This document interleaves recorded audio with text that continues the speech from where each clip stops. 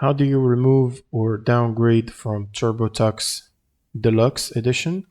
So the first thing you'll need to do is go to the TurboTax website and sign into your account. And then from the left side panel, you want to look for Switch Products and expand that category. Now usually you would find a downgrade button right here under the upgrade. And if for some reason you can't see it, you should click on Clear and Start Over. And then confirm that you want to clear and erase your current tax data. Now, if you go back to the Switch Products category, you should find a downgrade button where you can click on it.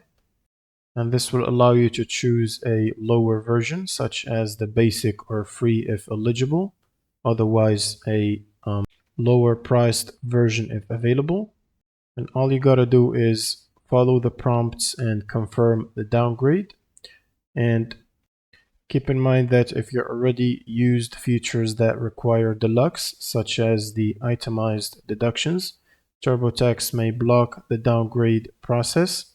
In that case, you'll need to start a new return using the Clear and Start Over option from here in the Switch Products category. And then you would need to select a lower version from the beginning. That's pretty much it for this video. If you have any questions, leave them in the comments below, and see you on the next one.